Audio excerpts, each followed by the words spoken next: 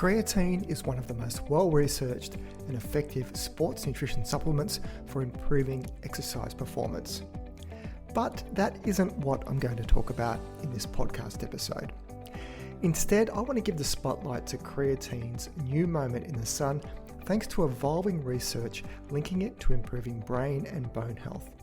And then tying all this together, I'll profile why it may just be one supplement that women could especially benefit from over men during their reproductive lifespan and beyond. At least for me, it seems creatine is all over social media feeds these days. But a search of Google Trends shows the growing interest is real, with an explosion in interest in this popular sports nutrition supplement in the last year, with a doubling in search queries. Have people suddenly rediscovered its well-supported role in sports performance? The answer is only a very partial yes, because most of the recent interest in creatine is decidedly outside of the world of the gym bros. Brain, bone, and women's health dominate this interest, and the supplement is proving to be the darling of many health influencers.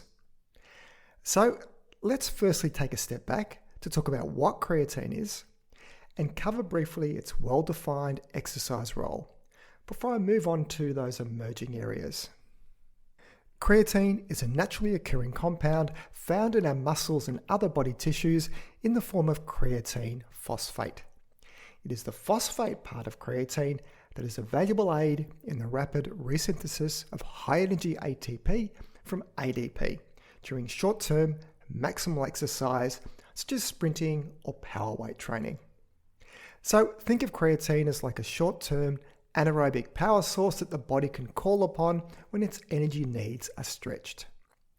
Theoretically, the more creatine phosphate that you have in your muscles, the higher the intensity at which you can train. High-intensity training stimulates the muscles to grow and adapt, which in turn improves performance. Win-win. Because creatine is mostly found in our muscles, that means animal foods such as meat and fish make for excellent dietary sources. But our bodies can naturally produce creatine as well from the amino acids arginine, glycine, and methionine. And of course, supplementing with creatine can boost muscle stores too. Though vegetarians do tend to have lower natural levels of creatine, so there could be a case that supplementation could benefit them more. So, what does the scientific evidence have to say about creatine and sports performance in general? There have been hundreds of clinical trials, reviews, and meta-analyses done, so this is one supplement that has been well researched and is backed by real science, not bro science. That large research base finds that the greatest benefits of creatine are in recovery from high-intensity bouts of exercise with short rest intervals. So what that means is that it may not make a person run a faster 100 meters, but they'll be able to run faster sprint times if they're doing it repeatedly, such as in intermittent activity sports like football, where there may be high intensity bursts of activity for less than 30 seconds, followed by periods of relative rest. There is also some evidence for a benefit of creatine supplementation to enhance endurance performance, which results from increased or improved protein synthesis, glycogen storage, and thermoregulation. But probably the main benefit of taking creatine is in resistance weight training, with positive adaptations including lean mass gains and improvements in muscular strength and power. Benefits have been reported in men and women, although most studies have been conducted on men. Hormonal effects are a major confounding difference between men and women, so more about creatine's role in women's health later in the podcast. How creatine helps with resistance training isn't fully understood, though it's likely a combination of reasons such as altering gene expression of the muscle protein myosin, influencing insulin-like growth factor production, stimulating muscle growth regulatory factors, improving cellular hydration, and altering inflammation and oxidative stress responses. But let's not forget one of the most simpler explanations, is that creatine supplementation can increase creatine phosphate stores and help with the resynthesis of ATP, thus enabling a larger volume or more intense training, and through that, greater muscle hypertrophy response. If you want to take creatine for sports performance benefits, the protocol here is pretty simple. You can either load with about 20 grams per day or about 0.3 grams per kilogram of body weight, divided into doses across the day, and doing that for about 5 days in a row. After loading, a maintenance dose of a single 3 to 5 grams per day can be used. Alternatively, creatine muscle stores can be topped up by just doing the daily dosing of around 3 to 5 grams, which will get you there in about a month. Although more recent research suggests that for creatine supplementation, it may be better to base it on a body weight level, and a figure of 0.1 grams per kilogram of body weight combined with resistance training has been touted as well. So just hold those dosing amounts in your mind, as it will start to change as I move into some of the possible non-muscle benefits of creatine. So let's dive in. Let's start with the brain. Creatine supplementation is increasingly studied for its potential to support brain health, particularly in areas such as memory, cognitive processing, and neuroprotection. Evidence suggests creatine can increase brain creatine stores and may improve memory and cognitive function, especially in older adults and under conditions of stress or brain injury. The main mechanism involves enhancing brain energy metabolism, which is crucial for optimal brain function. So there's a bit there to unpack, so time to go deeper.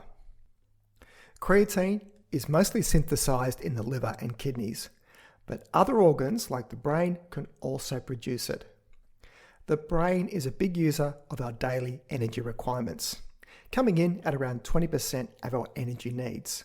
So you can see a clear role for creatine in ATP production when mental demand is high. Now, while a healthy brain may produce enough creatine to meet those energy demands, supplementation could be beneficial during times of mental fatigue, aging, or in neurocognitive conditions. So the rationale goes that under situations of metabolic stress, such as sleep deprivation or degenerative diseases seen with aging, the brain may become depleted of its creatine stores, leading to cognitive fatigue. Beyond energy metabolism, creatine appears to provide neuroprotective benefits through several mechanisms. Research indicates that creatine supplementation can reverse mitochondrial dysfunction in neurodegenerative diseases. And animal studies have demonstrated that creatine supplementation could also help prevent losses of neurons that produce neurotransmitters such as dopamine. So the big question, what do human clinical trials have to say? Multiple systematic reviews and meta-analyses show that creatine supplementation can improve memory, particularly in older adults, and may enhance short-term memory and reasoning in healthy individuals. The first of these reviews was done in 2018. It included 6 randomized controlled trials involving 281 healthy adults. Doses of creatine varied from 5 grams up to 20 grams per day. The review found evidence that short-term memory and intelligence and reasoning were improved by creatine supplementation, although they did find conflicting evidence regarding other domains of cognitive function, such as long-term memory, attention, reaction time, and mental fatigue. One really interesting finding from the study was that young adults in their 20s didn't appear to see much benefit. It was older people who saw the most improvements. So this aligns with the idea that creatine supplementation has a stronger cognitive effect in the aged brain, whereas in younger, unstressed individuals, there is little benefit to be seen. So I'll link to this review paper in the show notes. But research never stands still, and as new studies come out, it is possible to run larger reviews. Take, for instance, a systematic review from 2022 that could include 10 randomized controlled trials looking at creatine supplementation in healthy adults and its effect on memory. Doses of creatine range from 2.2 grams up to 20 grams per day, with 7 of the 10 studies using that higher 20 grams dose.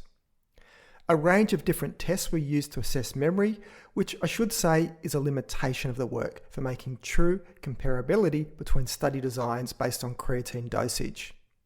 But onto the results.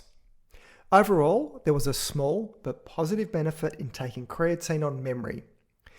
But when you just looked at older adults, aged 66 to 76, that benefit grew and was deemed to have a large effect. And for me, it's probably the most striking result of the research within the limitations of the wider research field due to the variability in study designs. And I'll link to this review in the show notes. And just to round things out, a systematic review from 2024 could look at 16 randomized controlled trials involving almost 500 participants aged 21 to 76 years, and which included both healthy adults and adults with specific conditions, such as fibromyalgia, mild cognitive impairment associated with Parkinson's disease, and chronic schizophrenia under treatment. Overall, creatine supplementation could again demonstrate a small but significant effect on memory, as well as a small improvement in attention and moderate improvements in brain processing speed. But here's where it gets more interesting, as benefits were more notable in the studies that involved adults with brain-related illnesses. But unlike the other two reviews I just mentioned, this one couldn't see a significant benefit of creatine in adults over the age of 60. The duration of taking creatine for either less than 4 weeks or more than 4 weeks didn't seem to be a factor in influencing the results. So this finding suggests that the effects of creatine on cognitive function may reach a saturation point within a fairly short period. And I'll link to this review in the show notes. So what could be going on here? Creatine could be enhancing memory through several plausible biological pathways. The first is it increases the energy supply to brain cells via phosphocreatine, which is crucial for resynthesizing ATP levels in the brain. Secondly, creatine may improve neurotransmitter function while also acting as a neuromodulator by affecting the efficiency and plasticity of neuronal synapses, which are essential for learning and memory. And additionally, creatine's neuroprotective properties may help reduce damage to the brain from oxidative stress. Another area I want to touch on in the area of brain health is the potential role of creatine in mood disorders, particularly depression and anxiety.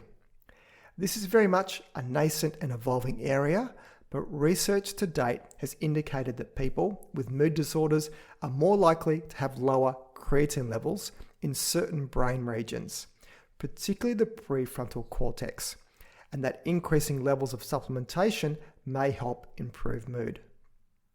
While creatine may be helping to alter brain bioenergetics, preclinical evidence suggests that supplementation with creatine could also help with depression by modulating neurotransmitter receptors.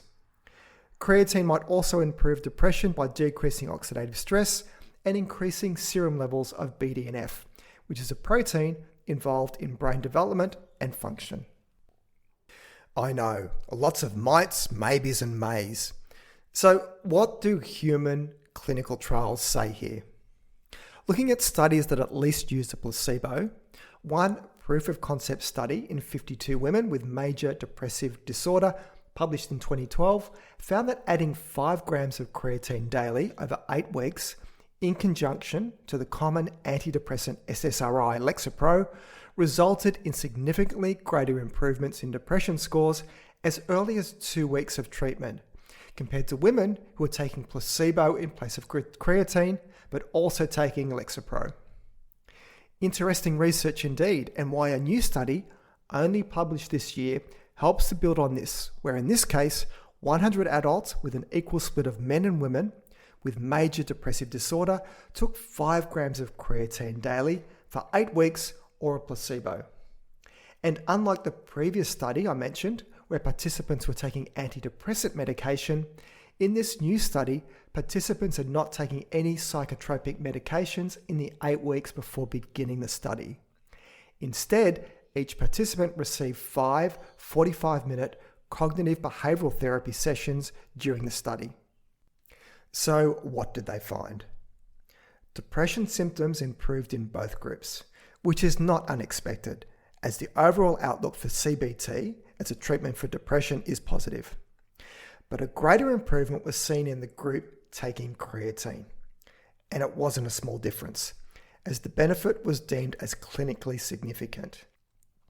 In fact, as a group together, those taking creatine moved from the classification of moderately severe depression to mild depression, while those taking the placebo remained in the moderately severe category, even though their depression did improve.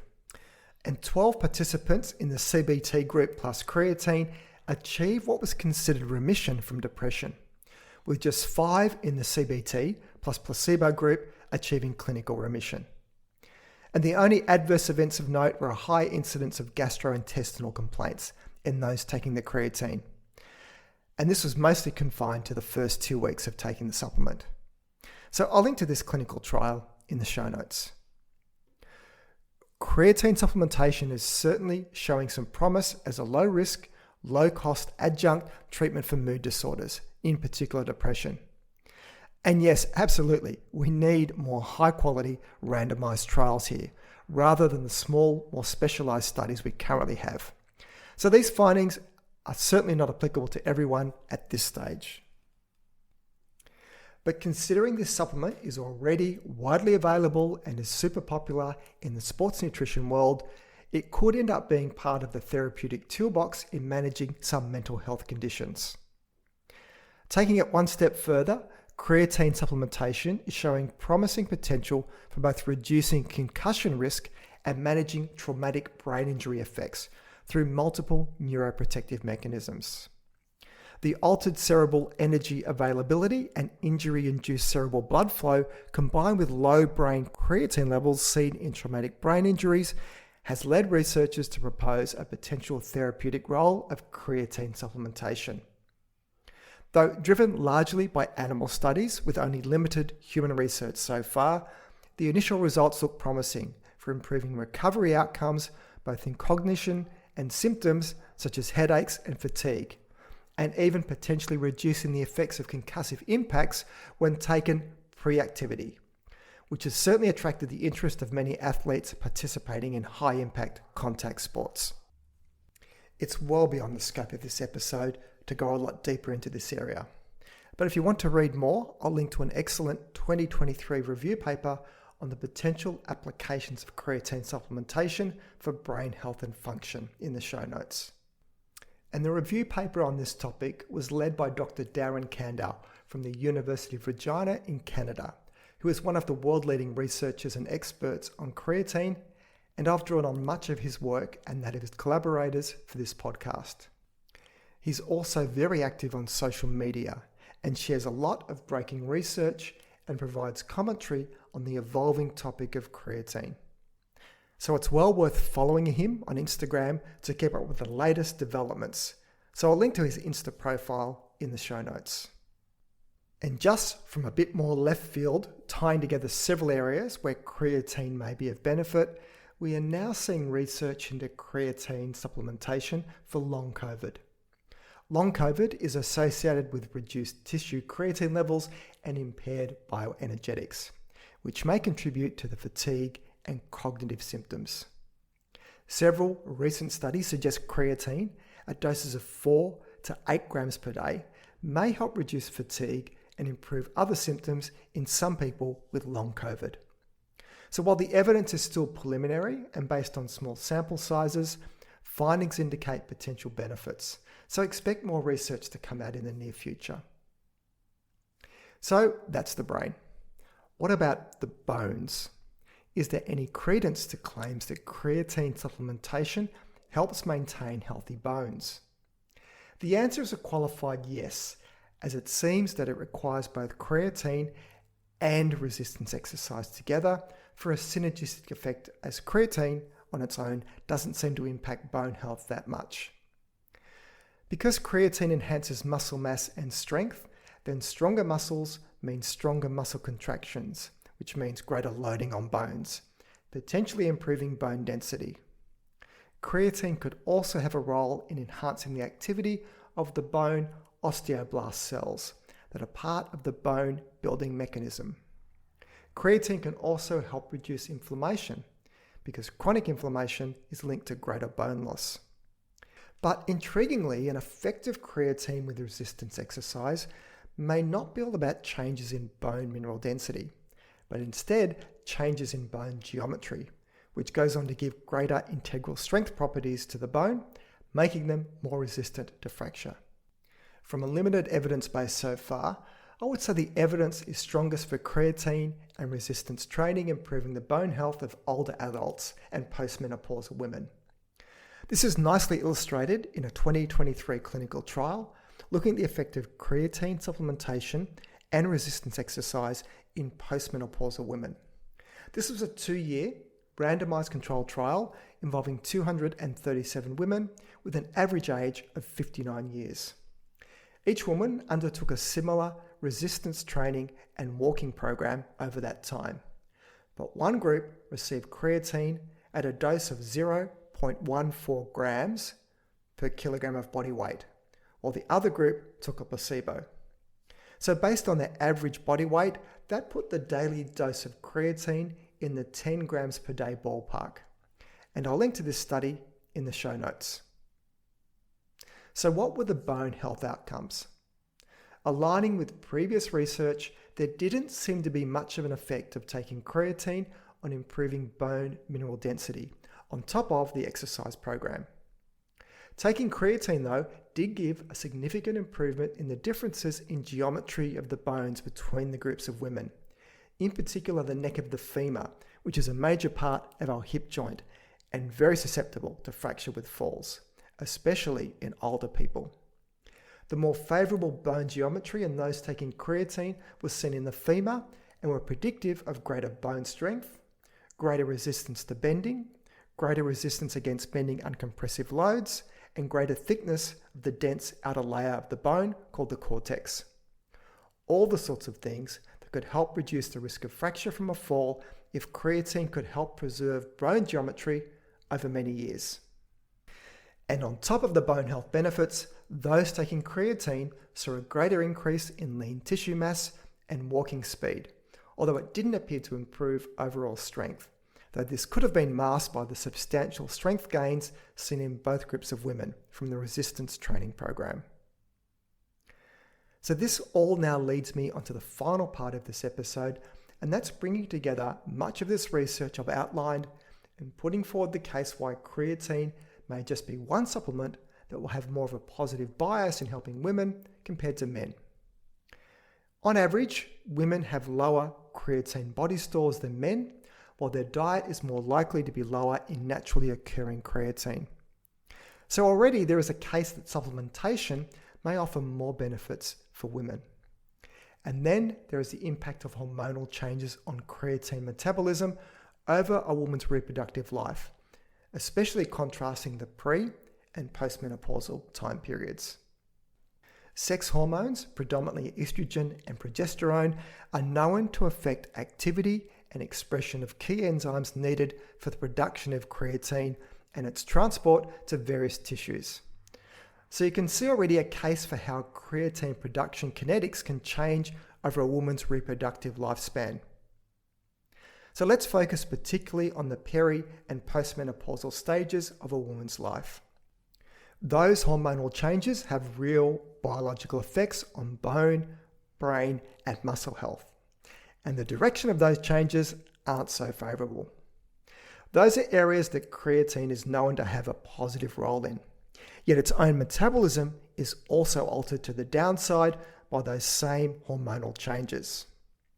Many people are now connecting the dots between looking at creatine supplementation as a way to help manage many of these changes, especially when you combine it with the overwhelming benefits that resistance exercise can already have in muscle and bone health.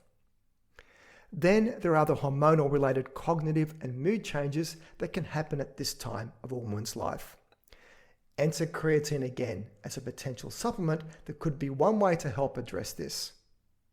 Now, I'm not going to unpack every single study and mechanism here as it relates to women's health, as I've already presented a lot of the general literature for brain, bone, and muscle health in this podcast. But if you want to go deeper, then there is an excellent review paper I can highly recommend covering specifically creatine supplementation in women's health across the lifespan by Dr. Abby Smith-Ryan, published in 2021. So I'll link to this review paper in the show notes. Taking the findings directly from this review paper, which was supportive for creatine being even more effective in women for its brain benefits, while also working to improve muscle and bone health, it arrived at an advice for a supplementation protocol. It can either be a loading phase of 0.3 grams of creatine per kilogram of body weight per day for 5 to 7 days, and then moving on to a maintenance dose of about 5 grams per day. Or just do a routine daily dose of 5 grams to reach muscle saturation by 4 weeks, and then maintain from there.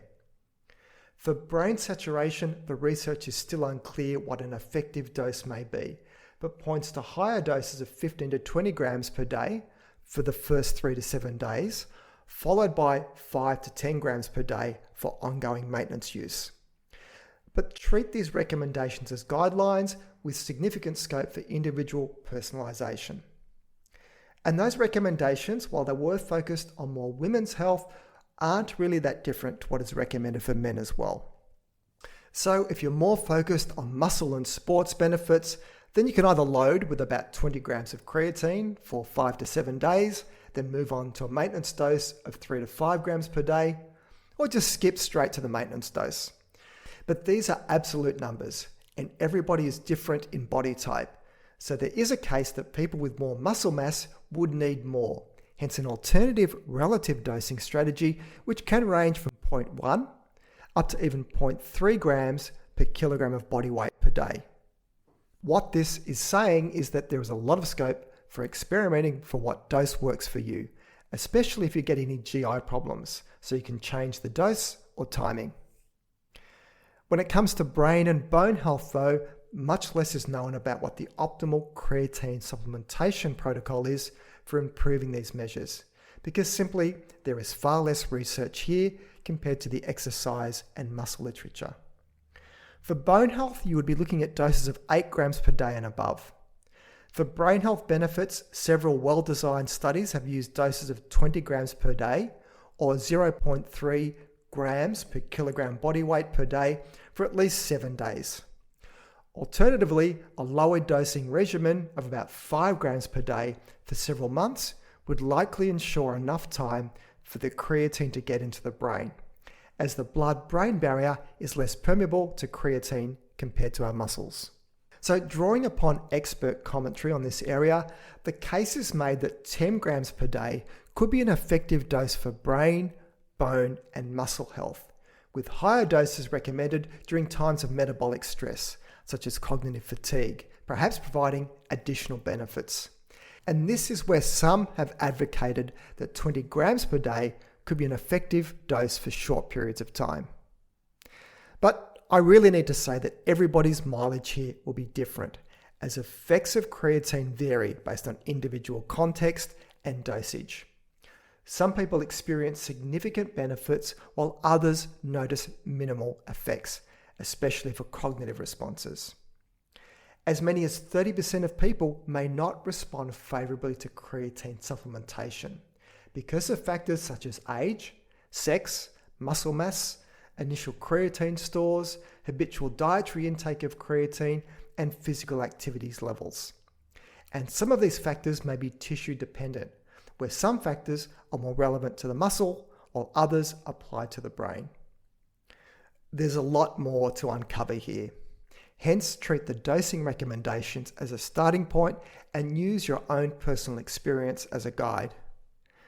As for what form of creatine to take, it is creatine monohydrate that dominates the market, and that's all you need to worry about, as that's the form used in just about all of the research studies I have talked about in this podcast. And it is usually the cheapest form as a bonus. Creatine monohydrate is simply creatine with a water molecule added to it, which dissolves in the body and releases creatine that is identical to that which is produced in our own body. Micronized and many other forms are just a more refined version that can have some improved solubility characteristics because it has been processed into smaller particles. And for some people, this could be a little easier on the gut if GI issues are present for you. And if you do experience any GI issues with creatine, it is more a signal to lower the dose or spread it out over the course of the day. Forms like creatine hydrochloride, creatine malate, and other variations of creatine are more just marketing to help upsell creatine because it must be better because it is in a new form. But there is little research to show that any of these new and improved forms are better for a biological effect compared to the gold standard of creatine monohydrate. Creatine monohydrate is the cheapest and most effective form, and that's all you need to look at if considering trialing it. The time of day you take creatine doesn't seem to really matter, nor is there any real strong rationale to take it pre or post-exercise. Go with what works for you and your training. There is, though, some experimental evidence showing that caffeine and creatine may counteract each other. So this is one case where it may be better to split your coffee and creatine by at least an hour, although the doses of caffeine needed to be of concern are probably more than you'll ever find in a single cup of coffee. The big question though, is creatine safe to take? Creatine has shown an excellent safety profile across a huge number of studies, with minimal adverse effects reported even with long-term use. A small amount of weight gain from increased water retention and some short-term gastrointestinal problems are probably the only side effects a person is likely to encounter. Creatine is, after all, a substance that is naturally present in our diet and our body makes it on its own. This safety profile is especially important given the research now supporting its benefits in a range of health outcomes that may require extended periods of supplementation to achieve and maintain benefits. So let's wrap all this up. Creatine is one of the few nutritional supplements for which research has consistently shown a sports performance benefit. But research into its benefits is now growing well outside that of exercise performance. Creatine supplementation offers potential for supporting brain health through mechanisms involving energy metabolism, neuroprotection, and cognitive enhancement, particularly for people experiencing cognitive challenges or who are at risk for cognitive decline. And the body effects of creatine may even extend into our bones. For a woman in particular, creatine is one supplement that could offer a combination of all these benefits at the times when it is needed the most, arising from reproductive hormonal changes that happen throughout her life. But please, treat everything I've presented here today as a snapshot of the current research landscape. A landscape that will continue to evolve, I have no doubt, and one that certainly is worth keeping up to date with. For every listener, you can evaluate the research yourself and determine if creatine supplementation is of value to you or not, for whatever health or performance outcomes you are interested in. This podcast episode was about producing a fair assessment of the current state of the evidence. If you want glowing and glossy evangelical hype about the cure-all properties of creatine supplementation, then you'll have no trouble finding that on social media singing its praises. But I'm not singing from that song sheet, as creatine is not that. Creatine can be a useful supplement that can help some people for a range of reasons, be it for sports performance or helping to lift a brain fog. So treat it as a supplement that is just one lifestyle change that is in your control that can be trialed. So that's it for today's show. You can find the show notes either in the app you're listening to this podcast on, or else head over to my webpage at thinkingnutrition.com.au and click on the podcast section to find this episode to read the show notes. If you find this podcast of value, then please consider sharing it with your friends and colleagues. This all helps to increase the reach of the podcast, which means a big win for credible, evidence-based nutrition messages and making the world a slightly less confusing place. I'm Tim Crow, and you've been listening to Thinking Nutrition.